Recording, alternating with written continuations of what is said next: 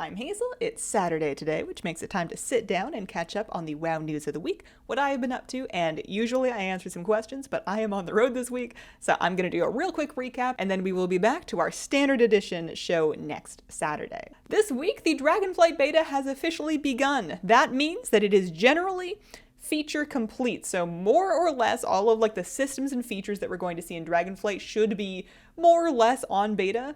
The main work from now on is mostly tuning and bug fixing. It's worth noting that beta does not mean open beta. However, you can still opt in your account for a chance at an invite on the Dragonflight website. They do tend to bring more and more people in waves towards the end, but we are not crazy far from the Dragonflight release itself either, so if you mostly are just really excited to play Dragonflight, we're almost there. With beta coming out, we got a ton of new Dragonflight talent reworks. Priest got a long-awaited overhaul. Demon Hunter specs both have their talent trees available now, and many other classes are getting updates, with more to come as the weeks continue.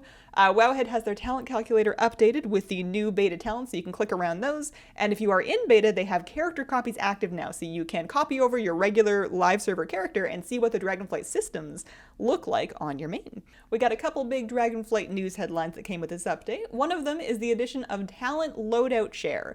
So we've known for a while about the edit mode share, where you can save your UI, where your action bars are, where all of the different pieces of your map and your cast bar and everything is. You can save that and export it to a string or import it from other people. And now with beta, you can do that with your talent loadout. So you can save up a talent set and you can share it with a string to other people in game that want to try your talents, or you can post it online, or of course import posted online talent strings from other players. So you could be reading through your class guide in a fan site and then just grab a handy little import string at the end of it, pop it in, and you're off and away.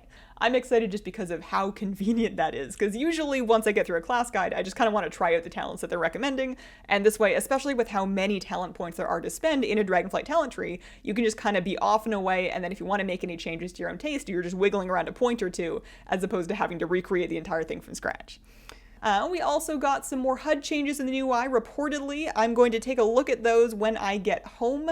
I have some strong initial feelings, but I may be misinformed because I'm on the road and I can't actually load beta right now, so I don't want to jump to conclusions. More on the new HUD next week. This week, they also made some changes to crafted gear limits. You are now able to wear as much as you like of the basic crafted gear, and then a limit of 2 for stuff with special effects. When I say basic, I don't mean not high item level. It could be really high item level. As long as it doesn't have a special use effect, you can wear as much of that as you want, whereas formerly we had an equip limit of 5.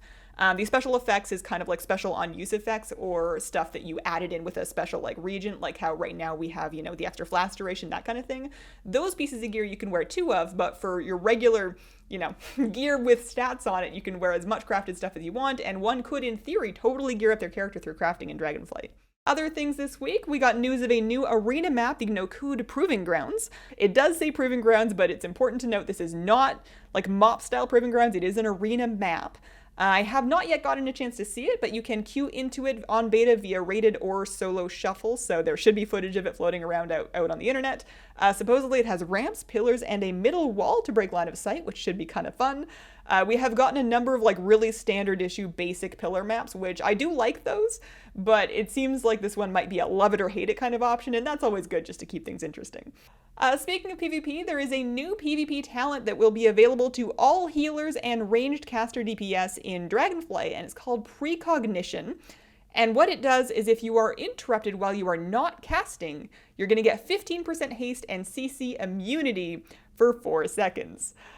That's awesome. What that is going to do is it's going to help any experienced players that are pretty good at fake casting just absolutely dumpster new players. And I'm very curious if it kind of impacts the atmosphere of how often someone, how brave people are at fake casting and how brave people are at interrupting. If there's an actual consequence to missing an interrupt as opposed to just an, oh, well, I can't do it again for a little bit, it might shake things up. So I think that is an interesting and solid option for basically any caster if they can afford a PvP talent for it. And I'm curious to see how it plays out.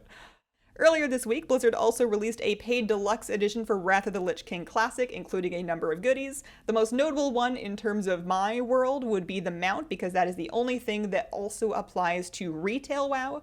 The rest of the pre-order goodies are exclusive to Wrath Classic, but there is a Tuskar Dragonkite mount that you will get for modern WoW as well as Wrath Classic if you buy this deluxe edition.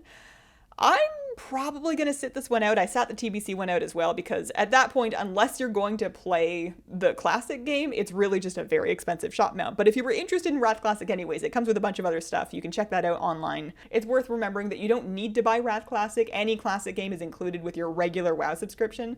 This is just they're selling like a boost and some goodies and stuff like that. In my life this week, I'm currently pretty far away from home attending a family wedding, so no streams until I get back. Wednesday will be my first stream back. And then Thursday, September the 8th, is actually my 30th birthday, so I'm going to do a fun morning stream for that. And I'm going to wrap it up with that to keep this concise so I can slap it together and then rejoin the festivities. I am going to look at questions next week, so pop any questions that you have down below and repost any from last week if they are still relevant. Thank you all so much for watching. I will be back to normal business soon, and I hope you have a wonderful, wonderful day.